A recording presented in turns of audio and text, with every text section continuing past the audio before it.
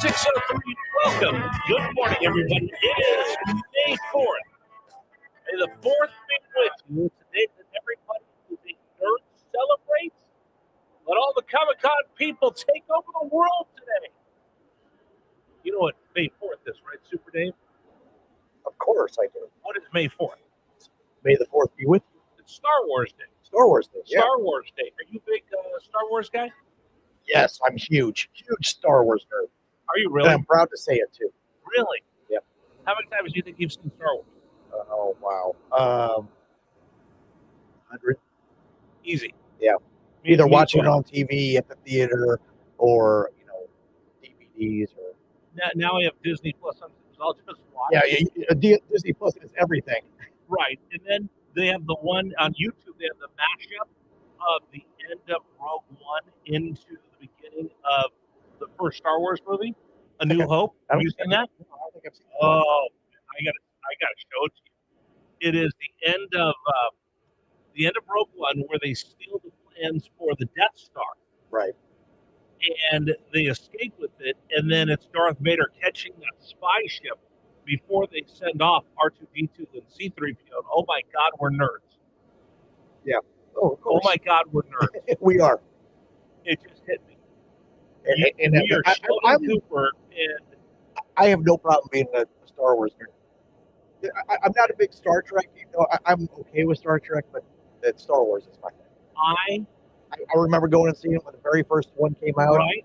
in 1977. I was 7 years old, Oh, and from the very beginning, I've still got all the cards. I've still have my action figures do somewhere. you really? Yeah, I have 15th anniversary movie poster from New Hope, I had signed by the artists. The guy, Really? the two brothers that did all the artwork. Yeah. I am so mad. You know what my brother had? What? He had the original sequel movie poster. From Jedi. Yeah, remember what the original poster said, Revenge of the Jedi. and we had one, That's big money. and we don't have it anymore. I think my mom threw it out.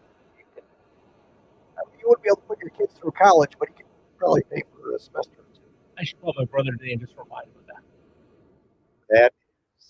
That's cool. Yeah, I should do that. Was he working? Okay, we got to get going on this. I know, but was he working at a theater where he got it? No, Because- we got it in a store somewhere. Really? Yeah. Because if everybody doesn't know what the story was, Return of the Jedi was originally called Revenge of the Jedi. And they sent all the advanced movie posters out, and then George Lucas said, "No, Jedi's don't take revenge on anybody." So it's Return of the Jedi, and it recalled all those posters, but some of them are still out there. Rigney and I, my son, went to Comic-Con one year, and we're standing there and we're looking at all these nerds walking around, like, look at all these cosplaying nerds. Look at that nerd. Look at this nerd. Look at that nerd. We went to the real Comic-Con in San Diego, and he and I are standing in line. We're talking about something, and we go down the rabbit hole in this full lengthy conversation, like we're apt to do. And at one point, he looks at me, he goes, "Yeah," and he goes, "We're nerds." Yep. Deja vu all over again. You fell into it. I fell into it. All right, we're going to talk about that today. Here, may the 4th be with you on the unofficial Star Wars Day. But let's get started with Richmond's Morning News. Here's everything you need to know this morning. Again, if you don't start your day with Richmond's Morning News, basically you're behind everybody else. You're playing catch up all day. Don't fall behind. Make sure you get here from the beginning of the program. All right, story number 1. Iran sends a 15-point peace plan to the United States, saying, hey, we'll do this, we'll do that, and didn't get anywhere. The report from Fox News. Number 1. President Trump describes Project Freedom as a humanitarian gesture. It begins this morning, an attempt to help some of the 2,000 ships and 20,000 seafarers who have been stranded since the start of Operation Epic Fury. But Iran's military says it will attack U.S. forces if they enter the Strait of Hormuz. More than 100 aircraft and 15,000 service members are supporting Project Freedom. Ships which have been unable to transit the strait are said to be running low on drinking water, food, and other supplies. Jonathan Savage, Fox News. So here's the latest. Iran sends over a 15-point peace plan to the United States that says we will open up the Strait of Hormuz will stay under Iranian control. You'll stop your blockade. You'll do everything, including giving us ice cream. The United States said, instead, We're going to do Operation Freedom, meaning there are a bunch of ships that are stuck that can't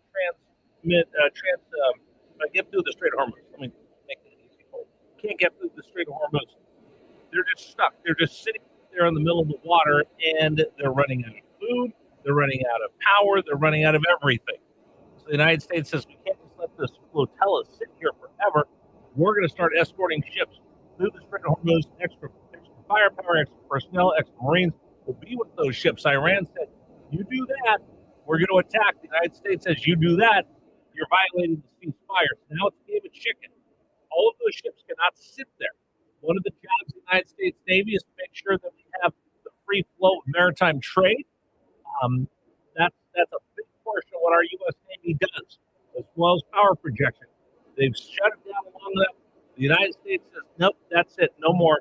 You keep throwing out all these ridiculous ideas. You keep stalling and keep stalling.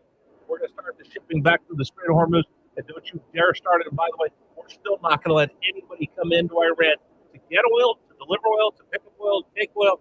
Although the United States did return one ship back to Pakistan as a gesture of goodwill towards Iran to try to get them to move off this whole idea. Again, they want the United States to give them everything, and they're going to give nothing back as far as the nukes go. It's not going to get anywhere, so this should be an important week. We'll talk with Brent Sadler about this coming up for the Heritage Foundation on Richmond's Morning News. Story number 2, Spirit Airlines. Bye-bye.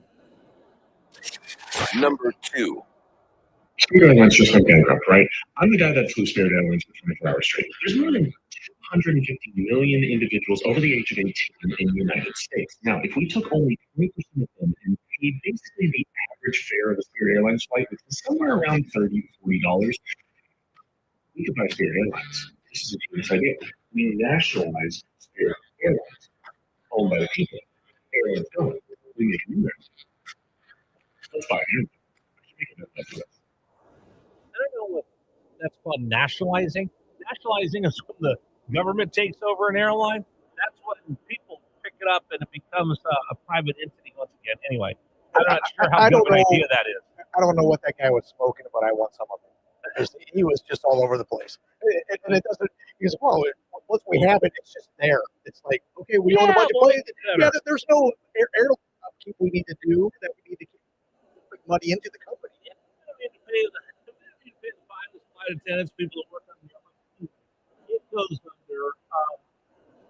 I got a lot to say about this because the airline industry is so fragile. I don't know how fragile it is. I don't think any of us understand how fragile it is. But Spirit, which served Richmond International Airport, is now gone. There was a merger between Spirit and JetBlue, blocked by the Biden Department of Justice, saying, no, if you move these two, we'll have less airlines, less opportunities, less competition. Well, you're right.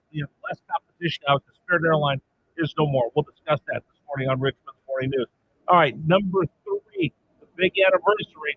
It was years ago that Rob O'Neill, the Navy SEAL that killed Osama bin Laden, took that shot.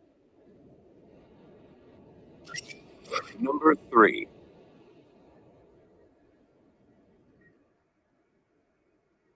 I had a guy on the team that said, "Don't get me wrong, I'm going 100% going on the mission, but I have to say this out loud to hear it. If we know we're going to die, why are we going?"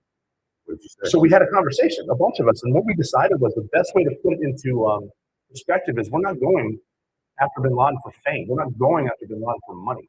We are going for the single mom who dropped her kids off at elementary school on a brilliant Tuesday morning.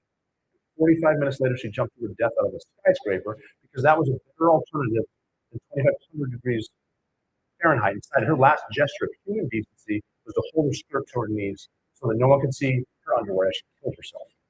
And we said, she wasn't supposed to do that. She's not supposed to be in the fight. We're supposed to be in the fight, and that's why.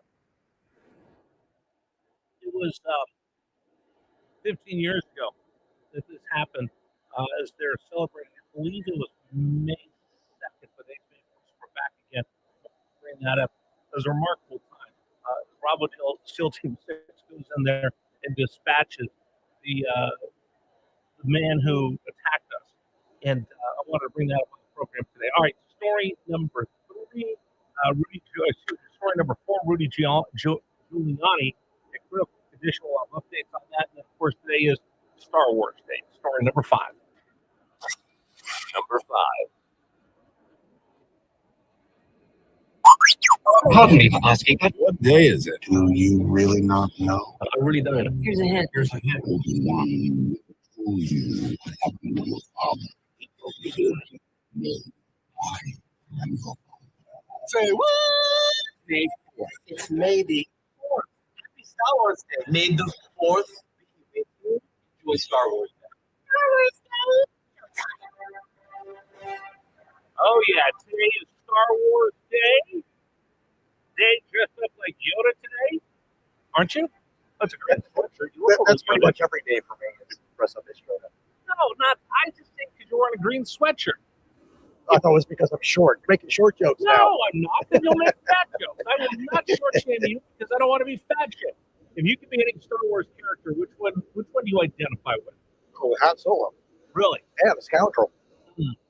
Womanizer. or Lando Calrissian, intergalactic player. Yeah, that's true. That's true. All There right. probably would be one of those guys. On the James Rivera text line, we'll just kind of lighten things a little bit this morning. 833-804-1140. 833-804-1140. Who is your favorite A-plus Star roofing. Wars character? Who is your favorite Star Wars character? 833-804-1140. Today's show is brought to you in part by A-plus roofing. So let me just remind everybody, inflation is hitting us, and it's going to hit us